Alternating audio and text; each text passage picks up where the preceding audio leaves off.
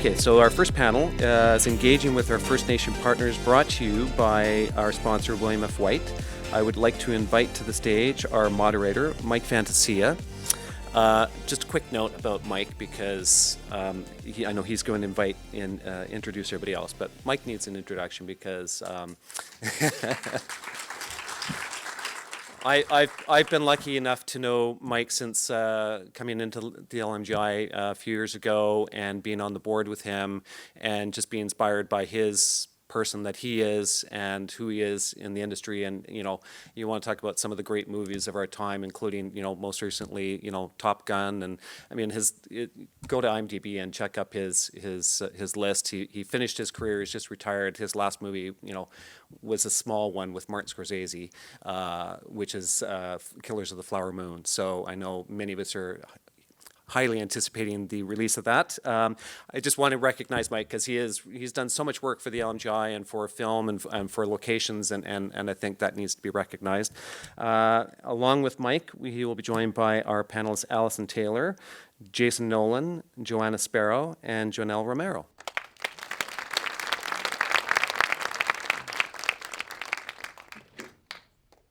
Thanks, Matt. The $50 I gave you really worked, didn't it? Nice to see everybody. I'm going to ask each of the panelists to just give us a couple of seconds to summarize who they are, where they came from, what they're doing. And then we'll ask a few questions. I want this to be a freewheeling discussion. I'll ask a few questions, and I'm hoping that their answers will spur other folks. Everybody jump in if you have something to say. Joanelle, I see you up there. I just finished my career as a location manager. I was going to retire after Top Gun. But when a Sicilian gets a call from a Sicilian to do a movie about Native Americans in Oklahoma, how could I say no? So the one-year project turned into 2.5 because of COVID. I don't have a lot of experience working with Indigenous people. I worked on 310 to Yuma many years ago in New Mexico, and we worked on the Zia Pueblo, and I became acquainted with Chief Peter Pino, a fantastic guy who's left us. And I learned a little bit about their world. And walking into the first meeting with Marty in New York, I was impressed with what he said and how he wanted to approach the movie. He wanted to be accurate. He wanted to be authentic. He wanted to be true.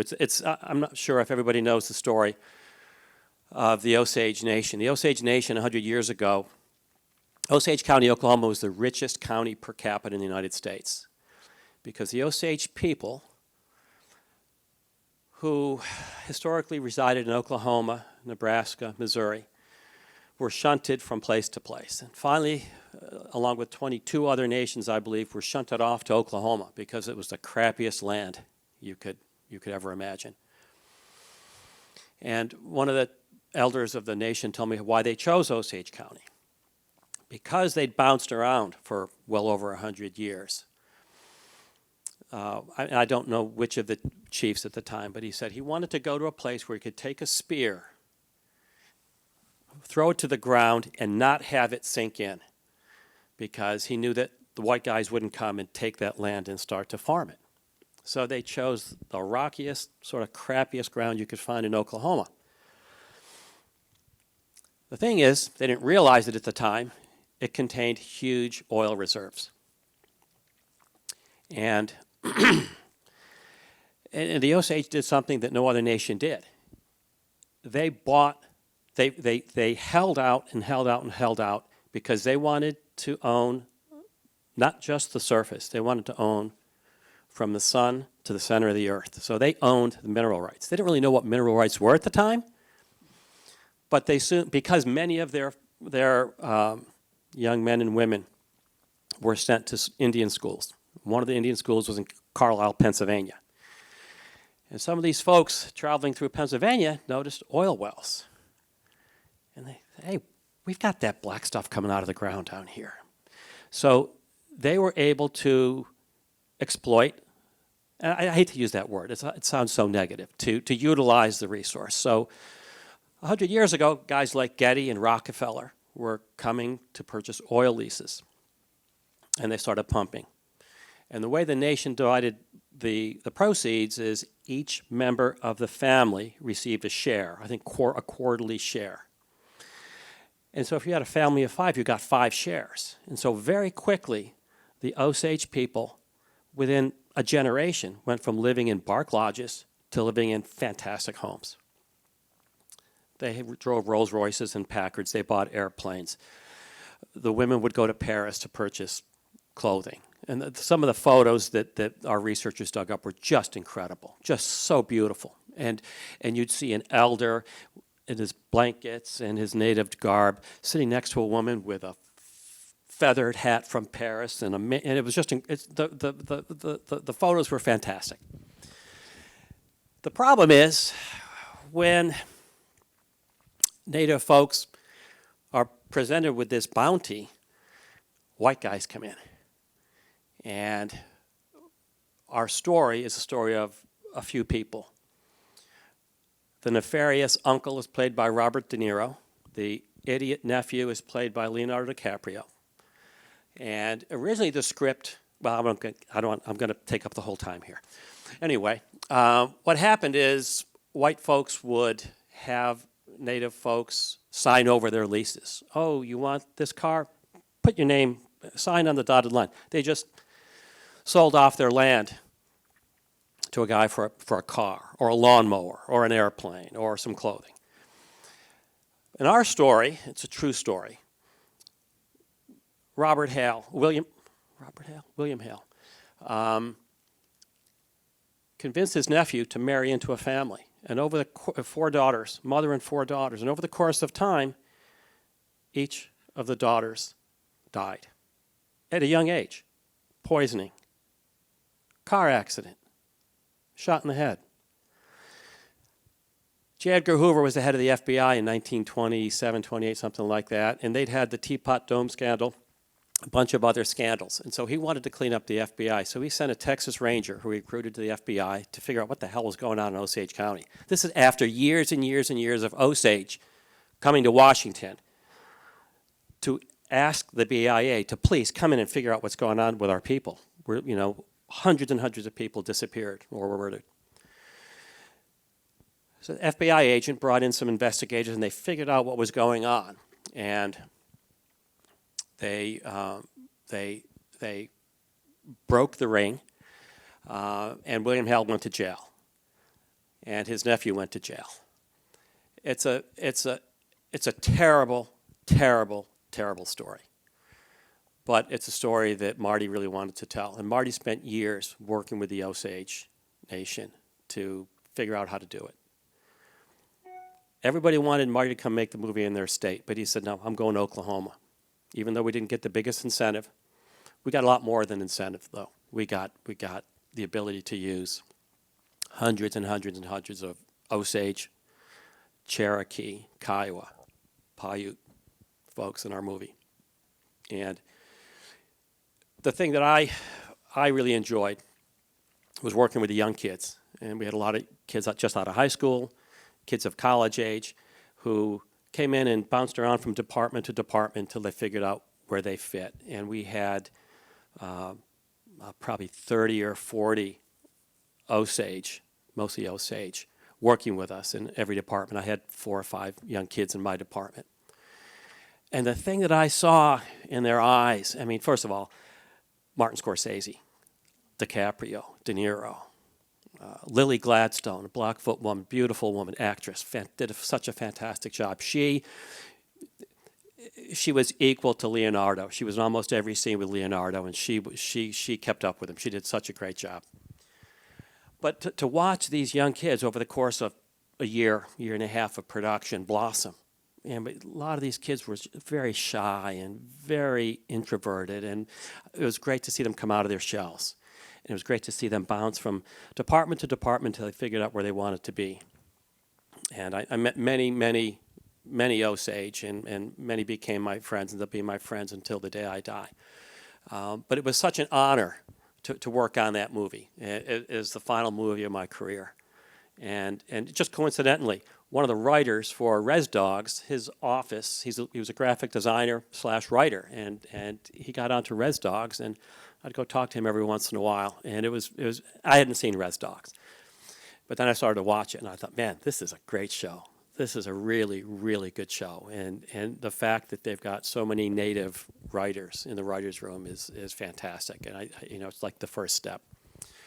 I'm rambling, aren't I? And I don't mean to. I'm sorry. So anyway, I'm going to ask our three guests up here to just give us a couple seconds on who they are and what they are. And then we'll launch into a couple of questions, and then we'll invite all of you to ask some questions. So, Johnna, do you want to start off? Oh, well, here's one for you. Johnna? It's okay. Hi. Is that on? Is it working? I will tell you who I am first. I'm Johnna Sparrow. I come from Musqueam, so I'm a part of the Musqueam, Squamish, and Tsleil-Waututh territory that you're on right now. More particularly, we live right beside UBC. That's also our territory, and the YVR airport. So those of you that landed here and got a welcome from our textiles of my sisters as they hang at the airport when you come into the airport, I proudly say those are my sisters who revived Salish weaving after it had disappeared through the potlatch system and going underground because everything was taken away from us and is now in museums. But they've revitalized it, and I'm really proud of them. I'm really proud of my family and where I come from. And it's a real honor to be here today, and I try to figure out how and why I'm here. The club. Yeah, I think it really goes back to, my childhood. Chief Dan George was in our house all the time. He was really good friends with my dad and with my mom, and my dad was chief of our community, and I come from a family of chiefs. I think we've had 4 or 5 in our family of 10 that I'm from. I have no desire to be in politics, so I think that that's where the film industry comes into my world. I work in development at a company called Aquilini Investment Group, and they also own the Vancouver Canucks. I've had quite the journey there for the past 7 years, and one of the things that I love most about my job is that we're developing a studio at Willingdon and Canada Way, and we're in the process of getting city approval, and so we've been back and forth to the city, and we've had some negotiations with a variety of different potential partners. We haven't landed on one yet, but we're very close. But the passion that I have for the industry as a result also is that I'm married to a stuntman who is also a stunt coordinator. I wound up in locations a few years ago, accidentally off the side of my desk when I was working in protocol with Musqueam, and somebody was looking for locations on Nokia, and the doors were locked, and Terry Brooks found me because she's First Nations from up north and said, you need to help us open these doors, and the doors bust open. So I wound up helping out with that quite a bit and not really knowing at all. I had no clue what I was doing. I only realized that some of the people that my husband knew in the industry really needed some help, and I just wanted to help as best I could. And our building was vacant and empty, and so it was amazing, the transformation I saw happen there, the excitement, and figuring out how to help with liaison work and getting people in there working, because I don't work in the industry. But I helped open the door. And one thing led to another, and there's been a path through all of this. So in one way or the other, I'm always involved in the industry. And my daughter actually owns a locations company called Salish Locations. Her name is Faith Sparrow Crawford, and she also owns a public art company, but loves to dabble in this business and wants to someday be a director herself. And she has a full script that she's done, and she's very busy with that. And so I love this industry. I think that our people do deserve a place and a space, and they deserve a platform to help share who we are. I mean, look at the opening of this, the welcome, the invitation, Melanie, Mark, everybody, we're threading this story together, and I'm really proud to be a part of it. And I'm grateful for the job that I have today, because I know that that studio is going to change our people in a way that no other development is going to be able to do. So we've got 4 lands that we're developing, Jericho, Fairmont, Liquor Distribution Branch, and Willingdon. But Willingdon is my passion project, and my bosses know that, because I have not given up for 7 years. That we are not going to build a studio in partnership with anyone if we are not the foundation. Our people are going to grow from this, our young people.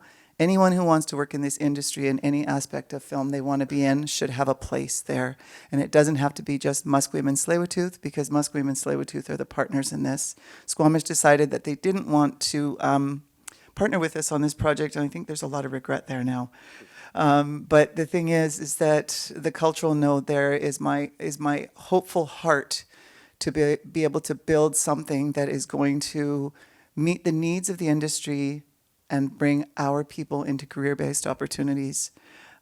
Because I think that we can build something that's going to really, really grow for First Nations people across North America, not just Vancouver. And we want to draw them in and do much the same as my sister on the screen has done in her territory. I think it's important that we have that here in Vancouver. And I'm really just happy to be here with you. Thank you for inviting me. And I'll do my best to share what it is that we're trying to accomplish, and I won't take up too much of your time. You're next. Thank you. Thank you. Jason? Hi, everybody. My name is Jason Nolan. I'm a location manager based out of Calgary, Alberta. Interesting, I was just thinking about this morning, the very first film I got onto when I arrived in Alberta was called Dreamkeeper with Matt Palmer.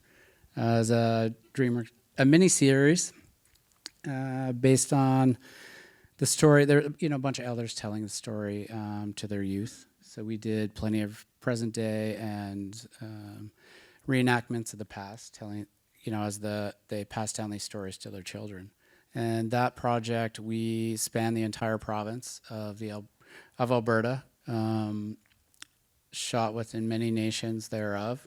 And it was a great, for me, it really opened my eyes to see the difference and the similarities between all the different areas and the people involved and how excited they were to be a part of it. And just about every project I've done since then, in some way or another, we are involved working with the nation or on the nation. One of the many nations, even right up to my last one. So I think it's my last one being was The Last of Us. But before that, what I'm more proud of is working on Prey, which was a very good opportunity, I think, for everybody, both on and off screen, from the beginning, working with Jane, the producer, and Dan, the director. When they first brought the idea to me, I thought, the story in these landscapes really would fit very well within Stoney Nation, and to have them a part of it would be really ideal. So, we, right from the very beginning, we worked together to see how much of this film could be done out there, how much involvement can we have, how many people can we get to be a part of the project, both on and off screen, and it feels really good to see the final product and what it's done. Going out there afterwards and having, having the guys, say my kids, man, they love that movie. It's just so cool. There's this little spark in them that is wow, we can really do this. It's inspiring. So. I hope to just be able to continue to do that over the years and grow as much as we can further.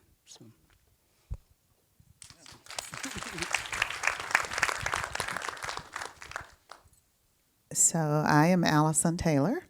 I am a location manager based out of Los Angeles. And it's funny, the how did you end up on this panel thing that we all have going on.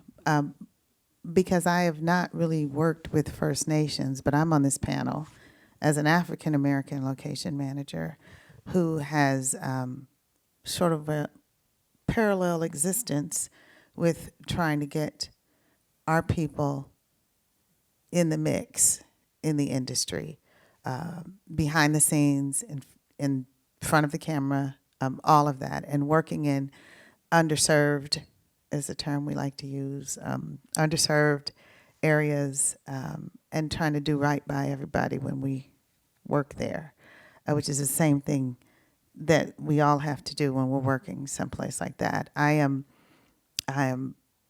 the first vice president of the Location Managers Guild, and I'm also a co-chair of our Diversity, Equity, and Inclusion Committee, which is how we all came about working so closely with Joanelle with First Nations.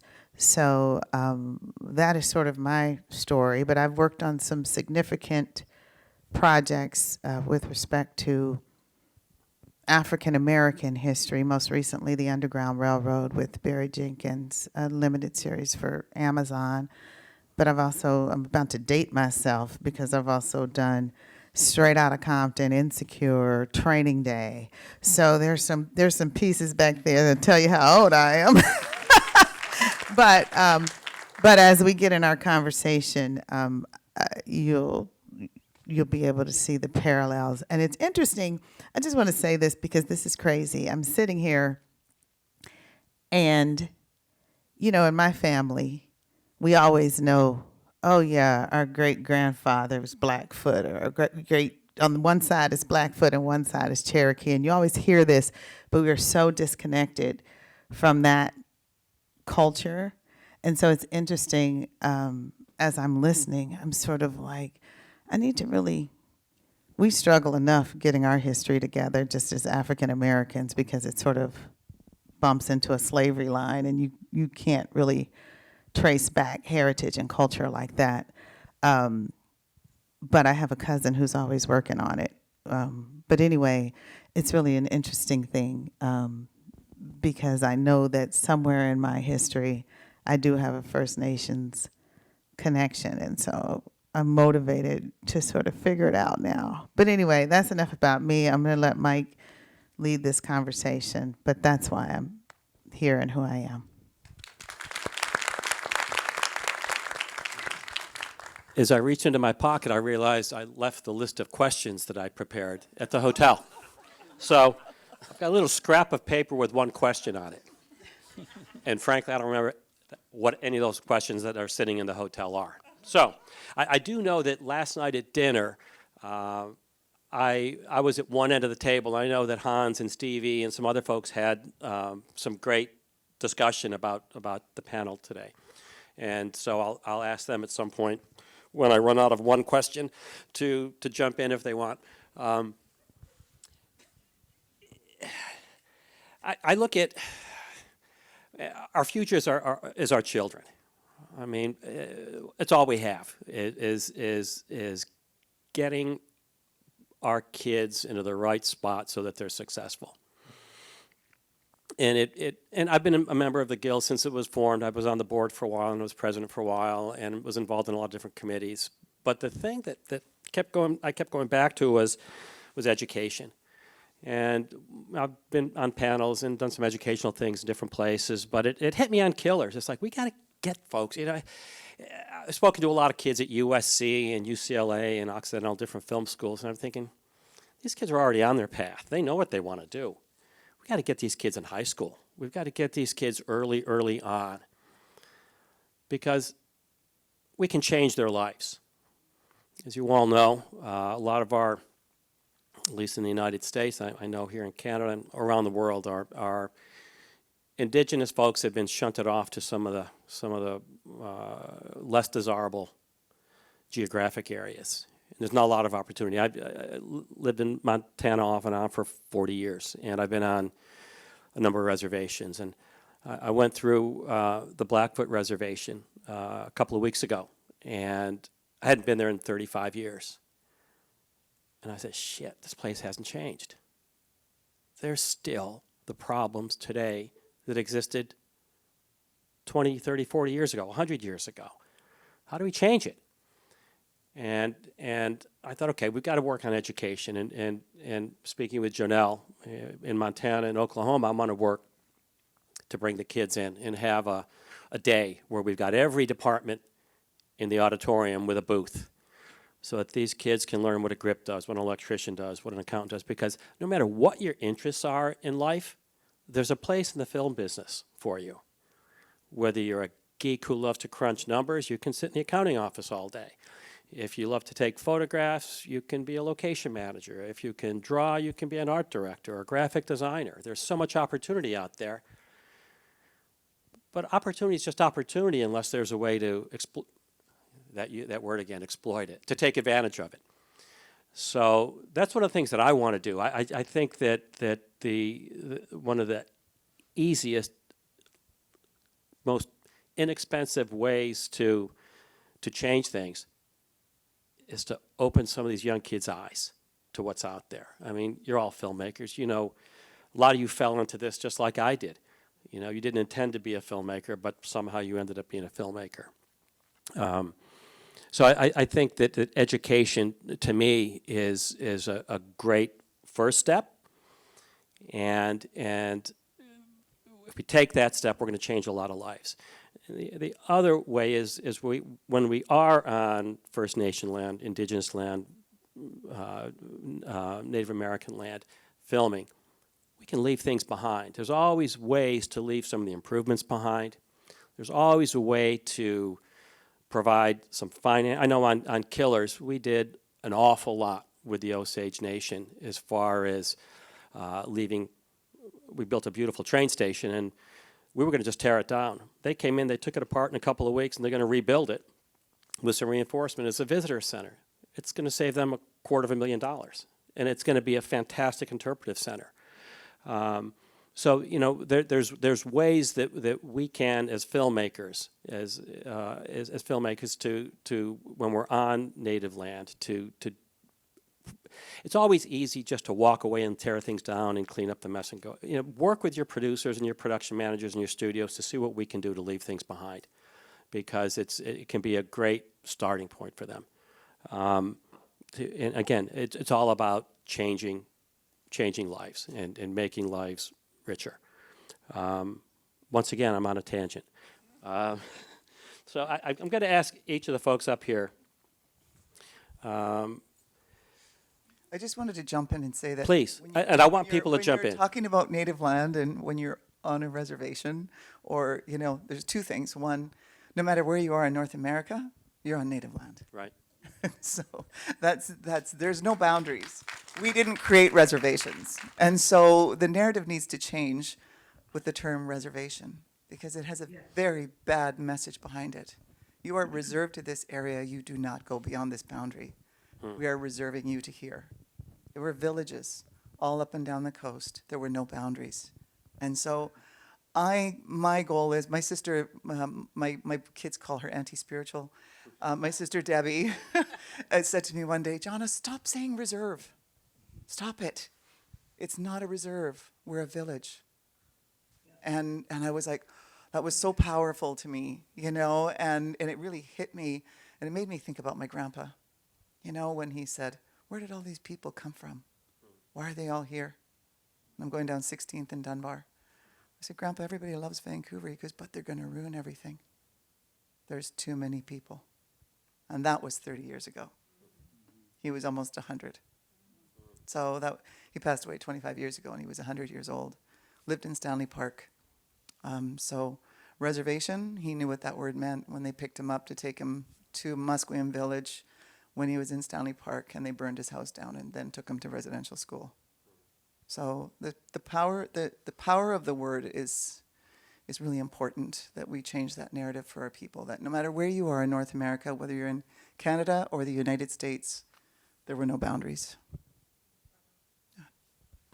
Thank you. Thank you. So, go ahead, Joanelle. Yeah, I was just going to just tap into that, because, you know, this whole narrative is in you know, economic development and empowerment on native lands, and all of this is native land. Yeah. So you tapped into, Mike, about the work that we're doing, and, you know, the RNCI crew and the platforms for our youth to get involved. You know, there are so many ways, and the thing that I see is, how do we get them involved, right? And setting up these empowerment master classes and workshops or gatherings to invite the youth in to think about if they want to get involved. You know, that's like the first step, to even see if they want to be involved. And, you know, doing this work, we just came back in August from New Mexico during Indian Market, and we had a economic development on native lands, and we had Pueblo relatives and industry, you know, the Albuquerque Film Office and so forth, and actors and stunt and all of that. And the message that we were getting back was, please help us get our youth to get involved. So there is a need, a very big need in all of our communities for this economic development and empowerment on native lands. And I'm just, again, I'm going to probably always say it over and over again, I'm thrilled that our partnership has happened and we're moving forward, because I think that it is going to change a lot of our young lives. And it is going to empower them, and it has. And this is just the beginning. Joanelle, you touched on it, I think, in your introductory statement. The database that you've created for young Native filmmakers. I mean, I think that's an incredible tool. You know, take a second and describe how that came, what it is, and how it came about, and how you want it to be used. Okay, so I'm the type of personality, because of how I was raised. And, you know, first I want to say I'm from New Mexico. I said I grew up in Hollywood, which I did, but I'm from New Mexico. I'm Apache, and I'm a relative of the Pawnee, the Pewaukee, Southern Ute, Lakota, Haudenosaunee. And people in our community sometimes say, why do you mention all of those nations? It sounds, you know, I don't know. To me, I mention all of my ancestors and my relatives and my kinship and my communities, because for so many years, we couldn't, if we wanted to work. We couldn't say who we were if we wanted to get a job. I know that happened for my grandpa, you know, my dad's father. When I started working in this industry, he said, don't say you're Native, you'll never work. And I let him know, I said, Grandpa, I'm proud of everything that I am. So I just wanted to say that our family land is on the Pecos River, and we have 30 acres there, and I could go on and on, but I'm going to answer your question, Mike. And so I don't wait for the industry to invite me in. I never have. I was raised in a home where my mom said there's no such word as can't. I live in unshakable faith, and I believe that anything is possible, and that the Creator always provides for us, no matter what level we're at in our life. Creator always provides for us. So I just, Red Nation Celebration Institute did not come about because I was sitting in some building in Beverly Hills or Hollywood saying, oh, what are we going to do to, you know, bring Indian in or whatever. Red Nation Celebration Institute came about at Sundance ceremony. I am a Sundancer for almost my whole life. And it came about in the Black Hills of South Dakota. And that vision came to me, and I sat with my elders and my peers, and I spoke about it, what I saw. And I believe why we keep growing and why these visions are given and we keep putting them forth out to everybody. And we're still here 27 years now, this year, is because it is a spiritual thing. It's a sacred thing to us here at the Institute and with our board of directors. It is very personal because it's for the next generations of generations and generations. So it's very cared for. And so when in 2000, I'm going to answer your question now. 2015, I partnered with the American film market, and it took me 5 years for them to open that door. I kept pounding on their door saying, you know, we need to have distribution for our films. And they Jonathan over there didn't want to take our money, you know, to have a platform. He didn't think anyone was going to show up, but I know better. I know people will show up.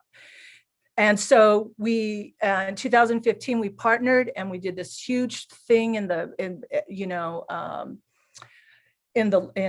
restaurant there, and we had all these posters up and everything. And it was a learning curve for me, where we have to go and how strong the need is. And we put up all these posters of all these films from all different years. And we invited 1,000 distribution companies and production companies from all over the world, and 400 showed up. So that was, I mean, if one showed up, I would have been happy, but 400 showed up. So I was like tap dancing all over the place. And I would listen to how they were commenting on the films, and they would say, oh, I can't wait to see that one. And then I would step forward and say, oh, well, that one was released in 1957. So that showed me we have a lot of educating to do, a lot. And then we had on our vision board was to create the RNCI crew. So when the pandemic hit, I didn't want to wait any longer. I don't wait if we have the money or not. That's not the personality that I am. So we just moved forward and we launched it. And we're here today having this conversation. So, and our Native Indigenous Student Academy for Cinematic Arts is all about this too. It's bringing our youth in. June, they had their film festival, and we had, I believe it was 25 films. We worked with 7 different nations, and there was 3 winners, and it was very empowering from all over the world. There was a winner from Colombia. So that's how the RNCI crew came about. And we also realized that we needed film commissions. Everybody has a film commission. We needed a film commission. So we established the film commission in the state of California and the state of New Mexico, so that we can help the industry, well, not only partner with us, but also lead them in a direction, because when we're on native land, there's places where you can't film, where it's very sacred land, where our, ceremonies take place or so forth. And so, that's why that we established. So the database is available to folks online to enter their information. Yes. So that I'm sorry, go ahead. On Cruvy, we partnered with Cruvy, and Cruvy is the largest company in regards to our industry. And so if you are Native and Indigenous, for everyone that's listening to this, you can sign up to Cruvy, and you could go to our website, rednationff.com, sign up to Cruvy, put your information in there, and then the industry, when they want to hire Native Indigenous talent, they could see you there. So they can search by location, by occupation, by everything, and it's under our page under Cruvy. It's under Red Nation. It's under RNCI crew. So that's a powerful tool for filmmakers. If they go into an area, it can certainly help the casting folks come up with talent. It can help the production manager come up with crew. I'll make it even easier. Everyone that's listening, they could just email me their email, and we'll do the work for you. We'll make it that easy for you, because that's how much we want you to be at the table. And so are you reaching out to different nations, making them aware of this so that they can get the information to the folks? Yes. And it's been a bit of a slow process because of how, to get them to sign up. So a couple months ago, we had a meeting, and that's why I'm suggesting we're going to make it easier. Just email us at Red Nation, and we'll take your email and we'll sign you up. Okay, thank you. Jason, earlier you were talking about working in Waterton. Yes. And what you were able to do when you finished the project. You want to expound on that a little bit? Yeah, yeah. Also like to just say, Joanelle, the word village, it just kind of really hit home. I think it's a much better way to, a lot of us reference, it really takes a village to do this, or, it is a community. Even with us within our crew, you think of us, we're like, hey, we come in, we roll in, we're kind of all as one into different communities. But it really takes, without them, we can't do what we do. And it's all like, as far as I'm concerned, everybody's equal. We're all human, and wherever we go, whatever village it is, I think we should try and do our best to be welcomed and leave it in a place where we're welcome back. Like you said, Mike, what can we leave behind here, right? So it's, I just think it's really important. Like, I always kind of think, like, whether it's a small town or visiting a nation, what can be done on this project to help things make better? You're always trying to listen and trying to figure out where are the little things that need a little assistance right now. How can we help? How can we get those kids out, bounce them around the different apartments, see what interest spikes, move them forward. So we like it, and then something indirectly, like what Mike talked about our last project. We were filming down in Waterton, and we're working with Matt. In Waterton National Park, they built a new visitor center. Very nice, and what they were using before was something owned by the Blackfoot, smaller community center, and needed some repair and some upgrades. And we're speaking with the superintendent down there and those involved, and we needed to do some dressing in the exterior, make use of the building. And with the national park, you can't you don't really just pay them location fees, right? I mean, there's here's how much the permit is, and you pay for our staff, and well, I'd like to pay you a location fee for using this. And well, we can't accept it, right? So it's discussing with the producers, well, how do we, we're not just making use of this for free, right? So let's try to make a way. We had lots of discussion to make a donation towards this culture center. It's a small amount of $10,000, but honestly, it was enough to get the project completed, do the restoration, and I just received a thank you letter from them the other day.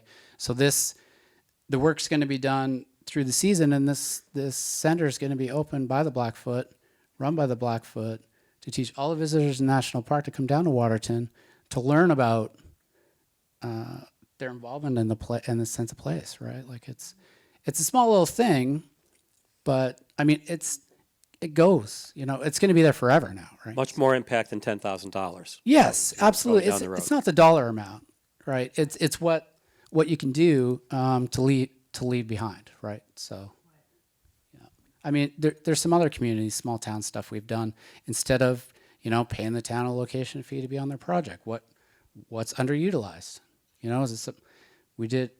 I've done donations in the past where the money's gone to finalize funding for our park, school parks, right? So I mean, those kids can go and play. I mean, it's little things like that, right? So, not really about the money, but what can we leave behind to continue, being welcomed back and have their involvement. So. John, when we spoke outside when I met you, you mentioned the studio and what you plan to do there. Could you expand on that a little bit? It's going to be sound stages, offices? Everything. Everything. Yeah, 15 stages, various Wow. different sizes. So there's 41 acres there. About half of it is for high-rise, affordable housing. We want to create an urban village feel, like a 15-minute walk to eat, work, live, and play. We want to ensure that we encourage and we have a space for our people. Affordable housing, exposing them to the industry. They can walk across the street and go to work. It's been a really long process. Like when I went into Aquilini and I first started, I thought, oh, this is really great, and didn't really know that much about development. And I kind of went in as an advisory position because I kind of have a tendency to speak my opinion sometimes. And they had put out a couple of articles about development without us in our community knowing that they were going to happen. And I took it upon myself to call them and challenge them on kind of crossing a boundary that was going a little bit too far. One thing led to another, and they asked me to come and work with them because they wanted guidance, and they said, we want to do the right thing. We do not want to overstep our boundaries, and we want to build a respectful relationship. This is 20 years in the making, and we need to make sure that we're doing the right thing. So I went on board with them, but the thing that just really got me excited was when we realized the first potential partner that we had, I think it was my first month and a half in the company, was we were meeting with potential partnership for film. And so I sat at the table and, just challenging the ownership and saying, they said, no, we're not going to build a studio. I don't think we can build a studio. And I'm like, you guys have no idea what this could mean for our people. There's a mosquito in my face. Sorry about that. I don't want to get bit. I don't think they're biting right now. It's the wrong time of the year. But it's been a really challenging road, and one that has just really driven a passion in me. And along the way, I got to meet David Shepard, who was the commissioner of film at the time, and he just ignited even more flames in me because it was like, we kind of talked about the direction that we were going in and what could potentially happen. And I knew that it felt like something was right, but how do you formulate that? How do you tell somebody who's used to building concrete towers and making money at the end of the day that this is the most meaningful thing you can do for our people? It's not just about the money. And when we talk about economic development in our partnerships, the one thing that happened out of this was we started off originally negotiating 1.3 million square feet of density on that property. By the time we were finished with them, we got 4.2 and the studio. Wow. So I think the studio was what drove that. And so Burnaby understands the film industry, and they're very supportive, and they're extremely supportive of us as First Nations people. And I think that out of all of the developments that we're working on, this is truly the legacy project. And when we talk about feeling it inside of you and knowing that you're on the right path and knowing that this is the right thing to do, and you fake it till you make it, even if you don't know anything about what you're doing, I felt that way all along. Sometimes when you don't know what you're doing, you ask all the questions that other people are afraid to ask. Yeah, and because I knew that I knew that as developers, they're sitting at the table going, we've never worked in film before. We don't know how do we support this? How do we do this? Well, you ask the questions. Go to the right people. Ask them what it is that it really truly has to offer. And your promise to our people was to lift us up, work side by side with us, family to family, to help rebuild our nations after truth and reconciliation and the acknowledgement of residential schools. This is really my life. This isn't his story. It's not somebody else's story. My dad died because of residential school. He didn't survive. He was 40 when he died and left 10 kids behind with my mom at the age of 38. And so we talk about reconciliation. Yes, we want to reconcile, but we want the truth to be told. And this is a way of doing it. This is a way of building a brighter future for our people. I know that everybody in the industry that works in this industry, as grueling as it is, does it because they love it. Mm-hmm. Because I see how tired my husband gets. I know how hard he hits the ground. Yeah. I've seen the broken bones, and he still gets back up and does it again. He's 60 and he's a stunt man now, and is still kind of moving into stunt coordinating a little more, but he still wants to hit the ground, and he still wants to get blown out of buildings, set on fire from, what's wrong with him? With Steven Seagal in Romania, they called me and said, we're going to blow your husband up today. And I went, oh, really? And he said, yeah, full fire, right, full body fire.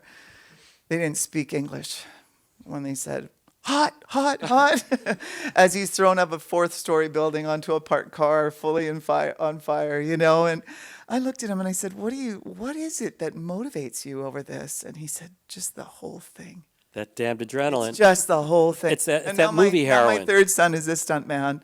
A little different than his dad. My husband's 5'10" and my son is 6'6". Really took on the native side, like really dark, big, tall, dark kid. And he's loving it because he said people are just, they have such a respect for him. They're excited. The industry is excited to see our people there. And I'm so happy for that. My oldest son is filming a movie right now in Victoria, and he's second on the call sheet.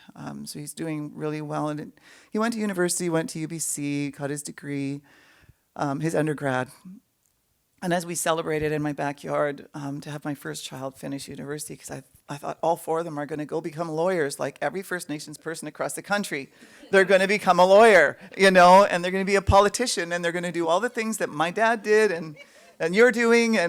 And Malcolm finished, and we were having this dinner in the backyard, and my brother-in-law and John was giving a speech, and Howard and Wendy, everybody was giving speeches to him. And he took the degree and he walked up to me, and my husband was in Romania filming at the time, so we were videoing it.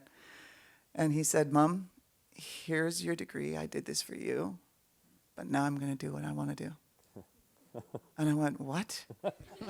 And he said, "I want to be an actor." I said, "Oh, Malcolm, that's the worst job anybody could go into. It's the hardest thing, just be a stuntman. Don't be an actor." All the stunt coordinators in our house, "Malcolm, don't be an actor. It's going to be hard." The other day when he got this call for this movie, he's done a few shows and played younger version of Michael Grey Eyes and Home Before Dark and done a lot of different things, but he's had a dry spell. And then he got this job and he cried. And he said, "You know what, Mom? I am never giving up on this dream." And we have kids in our community knocking on our door without a word of a lie. How do I do what Malcolm's doing? How do I do what Faith is doing? How do I do what Noah's doing? And all of my kids seem to fall under the apple tree of my husband because they're all in the industry in some way, shape, or form. My youngest is a model and a designer, and he's working for Architects doing an Indigenous line right now. And he is also in the film industry, but the kids in the community just gravitate to them, and they're just so excited. Last week or 2 weeks ago, Alaska was filming in our community, and one of the young community members that used to be Tia is now Noah. My daughter honed in on him. I still say her, him. And she said to him, "I want to expose you to something because you do a really good job with the facilities within our community, and I think that you would be a good person for this. I can't work on this show. I'm trying to help him get set up in the community. I'm too busy, but I'll get all the contracts set up, all the insurance set up. I'll do everything, and I want you to be the liaison." And he said, "I don't know how to do that." She goes, "You do it every day in the administration. I just want you to do the same thing. All the locations people are wonderful. They're going to guide you. They're going to give you all the direction you need." That kid made more in 2 days of work than he makes in 6 months. Wow. And he came up to her crying and said, "I didn't know there was work like this out there. Yeah. I didn't know. And I really want to do this." And she said, "I'll hire you. You can work for my company. I'll find a place for you." And so when you talk about whether or not this development and the studio is going to make a difference, I know personally it's making a difference. It's making a difference in my family. We're working hard to try to expose it, to try to be a part of that whole, take back who you are and where you come from, because that studio is going to be a partnership with us, but the cultural node is the opportunity to really create what she's created in a very similar form. And I've talked to David Shepard about it for so many years, trying to figure out how do we formulate this? Who are the right people that can bring this? Because I can't do it. I don't know. I know I can build the cultural node in the center, and it's not going to be a daycare for birthday parties. It's not a daycare for birthday parties. We own that land. This is the foundation of who we are. That's the heartbeat of that development, and it should resonate our pulse. And that's what needs to happen there. So that's the driving force that I feel about, and I really respect and honor the people I work with and for. I'm really lucky in my job. I've got a very diverse job. I work with the Canucks. We do all First Nations nights. We're doing Truth and Reconciliation night on the 29th at the hockey game, preseason game. They really honor and respect and have a desire to side by side lift us up. It's not like they need more. They've said it right to me. I don't need more. I need more success for you guys. And that's where we're at right now. And so I think that this studio is going to really, it's going to break barriers like nothing has ever done for our people before. But we have a lot of work to find the youth, to find the people that want to work in these various different departments and bring them to a space that is they're going to feel comfortable. And most of all, I have to tell you, confident. Because I wasn't always confident. I lived in the village, coming from a family of 10. My dad had died. My mom was scrubbing toilets to feed us for rich people in the area. And we got on the school bus, crossed Marine Drive to an area where, this is Vancouver, wealthy, wealthy people live. And everybody was a doctor or a lawyer, and we came from the family of Indian chiefs. We didn't have a voice. We didn't have confidence. We didn't feel good about who we were because we were made to feel not good about who we were. We were just from the reserve. Never got invited to a birthday party. Never got invited to play at anybody's house. Get on the bus and go home. And then our freedom came again because we were comfortable with each other, because we were all playing in the gym after school, because we were the first band in Canada that ever built a gymnasium for our people, and that was my dad that did that. He said these kids have to have somewhere to go. And that gym was built on Crown Street in Musqueam in 1964. And he died shortly after that. But that vision and that idea of we need to build our confidence and we need to feel good about our rightful place in society, because the foundation and wealth of this country has been built off of our shoulders. And it's time for us to take it back. There's a couple things. I want to commend you because most developers don't even consider the film business. And they don't realize the huge opportunities that there are there. And there's enough examples out there. You can look at Atlanta. Some folks here from Atlanta. Atlanta had a very small film business. Yeah. They built studios. They built the infrastructure. They got probably one of the best incentives in the world. Mm-hmm. And now they rival Vancouver, Los Angeles, New York. Yeah. It's been a hard road. It's been a very hard road. And how do you challenge a developer that's multi-millions of dollars of when I was younger and I thought, oh, Musqueam should build a studio out in our Ladner lands out in just on the other side of Oak Street, this agricultural land that we own. Never in my mind at that time did I think that it cost $175 million to build. Boy, my dreams were big with little knowledge, but I knew after working on the 2010 Olympics that people want to know who we are. That we don't want to. We were kind, generous, loving people that wanted to just share. And like my grandpa said, we didn't know when we were sharing, we were actually giving it away.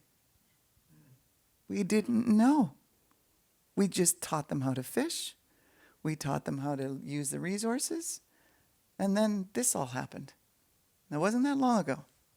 So, but the development side, I will say that I think that they are very open-minded and realize very strongly now, after all of these years of research, on the economic front of it, how meaningful it is to the economics of our people's success. So we just have to find anybody want to partner with us? How much do you need? I've got my checkbook here. Exactly. I've got about $150. Yeah, but it's been an exciting road, and what a journey it's been, and how exciting it is to meet people like yourselves all along the way that are really truly going to make a difference in our lives, and it's really like Joanelle, like you, I feel that power resonate inside of me, and because it is my story and it is our story. Being born and raised and living in the village all my life, I've seen the growth and change, and I still feel the concern. And if we don't captivate our youth and make them feel good about who they are and where they come from, we're going to stay on that same road.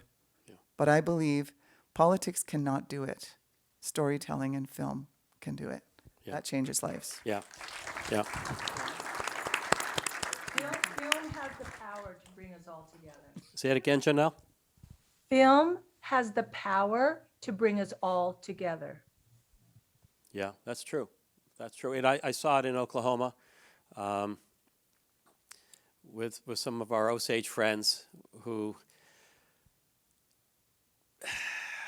there's always factions, and no matter what group. And there were some folks that were not happy with the way things were going. They weren't happy with what the chief was doing, and he sort of sat them down and said, "Hey, step back, folks. Let's look at the big picture. Let's look at it from 30,000 feet.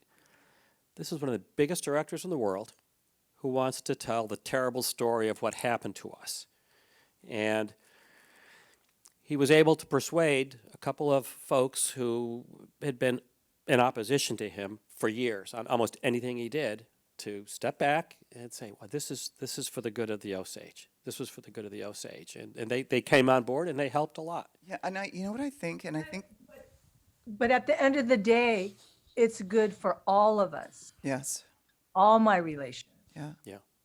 But if I can just say that something that is really resonating with me lately, because I come from a family of 10 and my oldest sister is 74, and she's been a powerful political leader in the country all for 50 years. 55 years is her passion. We talk about what our people are going through all the time together, because we still have our traditions and our culture. I'm getting my traditional name 1 year today, next year.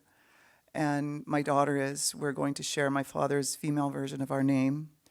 And but what we've been talking about is the transition and the change that our people are going through, that I think across North America, people are realizing the atrocities and the absolute genocide that our people have gone through. And so people like the chief who have to fight for the progress of the community also has to deal with the trauma of the community. And that you don't heal overnight. It's a process. And so we're in the process right now, and I have knock them down, drag them out arguments with my daughter now, because she's so powerful in her position and what she feels that she's doing in life, that I realize that my generation and before me, we're now at the point where we can reconcile with what has happened and how to move forward. But the younger generations are all about the truth, because they're educated, they're informed, they understand, and they realize what their families have gone through in order to be where they are today on the spirits of our ancestors. And it's powerful when you feel that. It's very, very powerful. And it's becoming stronger in me as I grow older and I move toward getting my name. My name is going to mean something to me. And it comes from the earth. It comes from the water. It comes from the sky. And everybody that's in this room has an opportunity to have a piece of that, because you're storytellers and you're going to help tell our stories. And we will have our place in a way that we've never had before. Because I still today turn the TV on and I still don't see our people. I still don't see them. And so this has to change. And I'm so grateful to be here today to share this with you, because, you know, we're in Canada, Truth and Reconciliation Day, the 30th, Orange Shirt Day, the 30th. It's a powerful, meaningful story that is real. It is not just a story. It's our lives. And my father died because of it. And so I have that burning power inside of me that makes me want to make it better, because that's all he wanted out of life, was to make our world better, that we didn't deserve to live in poverty. We shared everything we had, and we lost everything we had, but we regain it back through this opportunity. You talk about the pain. One thing, and it really hit me. I was in Oklahoma working on killers, and I was walking down the street with a Native American woman, Osage woman, and she grabbed my arm and said, "Let's cross the street." You talk about the pain. I said, "What's the matter?" She, "Come on, walk. We got to go across the street." Walked across the street. I said, "What's going on?" She said, and these people passed us on the other side of the street. She said, "That guy's great-grandfather killed my great-great-grandfather. She said, he knows me, I know him, he knows where I live, I know where he lives. He's never said a word to me in my life, and I've never said a word to him. She said, I can't look at this guy. And it really struck me. It really struck me as a white guy who's really had very little contact with indigenous people. It's like, holy shit. I know what I would feel as a Sicilian guy if I walked down the street and saw a guy that killed my great-great-grandfather. And it was just, that really put that movie into context and that story into context for me. It's like, I'll never forget that. It was just like, oh my God. And she said, but Mike, up and down the street, look at almost any Osage, somebody killed one of their ancestors. You know, they don't know how many people were killed. They think 300 to 400, but there's hundreds more that just disappeared. It's like, oh my God. And I later speaking with other Osage folks, it's like, oh yeah, Pete Smith killed my great aunt. So-and-so married into my family and killed, it's like, oh my God. Well, I heard it out of my, I don't mean to cut you off, but I got to tell you, I heard it out of my grandfather's mouth. He was born in 1898. And he said that as a young boy, when he came home from school, they were allowed to go home for a couple of months out of the year. Thousands of people wrapped in Hudson's Bay blankets with smallpox. He said the village was empty. Intentional. Yeah. Intentional. All along the Fraser River, where you can find our artifacts for thousands of years, dated back almost 9,000. And my grandpa told me that himself. He said, I witnessed it. I saw it. People just wrapped in these blankets, and they just dump them in the river. And so it's real. It happened. And it's time to reconcile. Yeah. And film can do that. I don't mean to get so heavy. I'm so sorry. I don't. No, it's good. Yeah. Joanelle, go ahead. Yeah, well, so with that, film has the power to bring us all together, right? And I just want to tap into a little bit of data, is that for me personally, as an actress, I made most of my living when I was younger as an episodic actress. Then from I think it was 1993 to just 2000, I want to say 2018, 19, the major networks, NBC, CBS, ABC, and Fox completely wrote Native women out of the narrative. We weren't on as guest stars or, series regulars or extras. Definitely not behind camera, definitely not in the writer's room.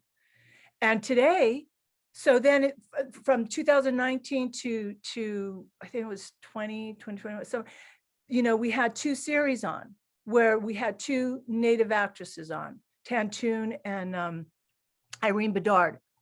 Those are gone. Those were, those are gone. So today, we don't have anyone on episodic television at all.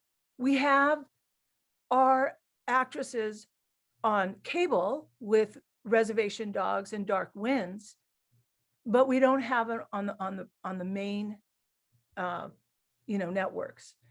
And so there is a lot of work to be done. So with that said, we created Why We Wear Red, and I know someone on the panel brought up our murdered and Indigenous women. And when the actresses came on all wearing black with, Why We Wear Black at the Golden Globes, it felt like we were going to a funeral. So I called up on my board and I said, we need to do Why We Wear Red for our women, for our missing and Indigenous women, for the lack of representation of our women in film and television. And so everybody said yes. And the foundation of that, not only to bring awareness to the world, but we all have red blood. Even our animals have red blood. We all have red blood. So Why We Wear Red is about inclusion into partnerships to make sure we empower our youth and to make sure that we hire our talent, because film has the power to bring us all together. It's our way. It is a way of telling the truth that can never be destroyed. Thank you, Joanelle. So my one question, I guess, worked out okay, didn't it, folks? I think we've got a little, Stevie, one question, and then we've got a cut. Yeah, I have a question for the panel, specifically like Jason and Allison, with input from the others. You know, the truth of the matter is we tend to hire who we know. You can have lists, you can have registries, but you can be given a list, and we all do this. We get a list, whether it's an availability list from our union or whatever it is. We all look at that list. I don't know that, I don't know. Then you start calling people, do you know so-and-so? Do you know so-and-so? And that's who you tend to hire, because it's so fraught with being able to hire people in your manpower, you try and limit the unknown. So what can we do? Education is great for young people because we need to bring them in, but what can we do from there to connect them? Mentorship, and maybe Zoom has given us a whole new way to connect these people to established location professionals or other industry professionals so that they actually can develop a relationship with people who are mentors outside of once they take the education class. Because if they remain, what we have to figure out is from their class, how do we connect them to the rest of us as a community, so they're not just somebody on a list, but they're somebody that we know. Oh, I may not have worked with this kid, but I've done, a panel with them, or they've volunteered on a committee with me, or I've worked with them and talked with them, or whatever it is. It's someone I know, and they become, somebody that you feel that you have a relationship with, that you can, you have some trust that they say they're going to do something, that they're going to follow through. What would do you guys have any suggestions on how to bridge that gap? Allison.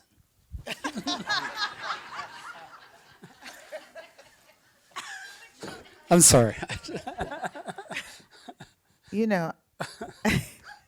That was really funny.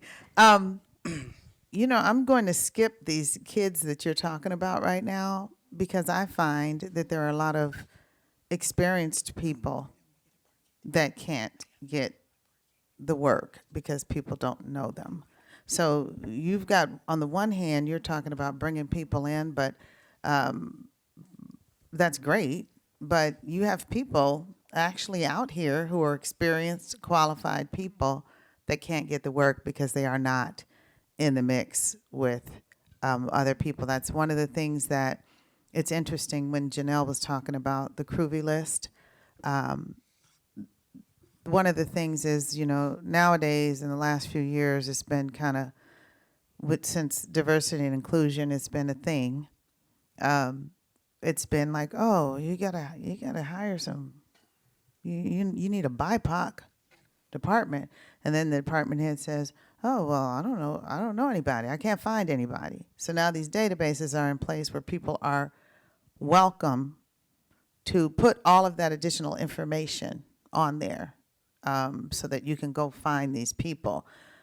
But it really is about relationships, and it is about who you know, and it is about how to get people to meet new people, and to get the people with the hiring power have to look beyond the same 6 people they look at every time, and calling the same people to say, do you know somebody? So I think that maybe it is about networking. It is about opportunities for people to mix.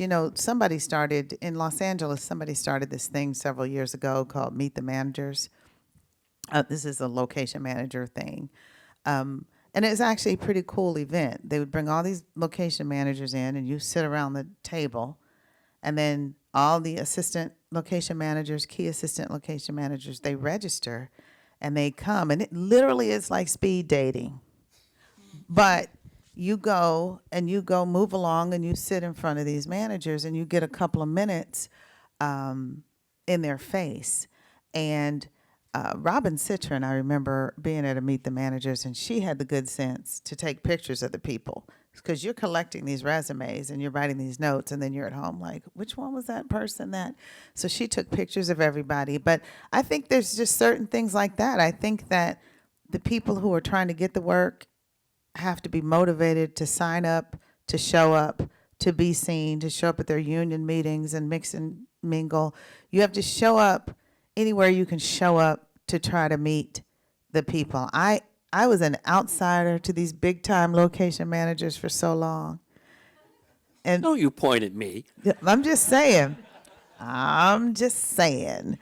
that there was the big time location managers, and there's the rest of us, and you're trying to make your way so you can get those big budget gigs, so you can get on this project, so you can get on that project. And one of the things that will happen is that I'll get hired because this is the movie, they're looking for somebody black, they need a woman, they need a whatever. Then they're not going to call me again. I mentioned Straight Outta Compton. That producer didn't call me again until he was ready to go back to Compton on King Richard, which I didn't do. But that happens. And it's like, I am a very good location manager. I shouldn't be a very good black location manager. I shouldn't be a very good female location manager. I should just be, when you're looking for a good location manager, you should call me because I'm good. But it doesn't really work that way. So you just have to get in people's faces. You have to show up where you can show up. And I start with union meetings. Any place you can go, say, hi, I'm here. But that's the only way it's going to work, because no matter what we say, no matter what we do, people go back and they hire who they know. They hire who's in their circle. And they call their friends in their circle. So It's got to be part of education. We teach folks, we expose folks to the opportunities out there. But the thing, I mean, I've hired 4 or 5 people who pestered the crap out of me. exactly. I just couldn't get rid of them, and they turned out to be great. Right. You know, if you bugging the crap out of me on a weekend, which really pissed my wife off, let's go have coffee. That's the truth. And I ended up hiring 2 or 3 or 4 people that way. That's the whole thing, because I'm like I said, and no offense to the bringing the people in, I'm all about that too. But I co-lead a group of black location managers in Los Angeles, and we just an unofficial group of everybody black that does the job, which is not that many, who have come together trying to figure out these sort of things. And all I do is constantly tell them, show up and be seen. Show up and, first off, be good at your job. There's that.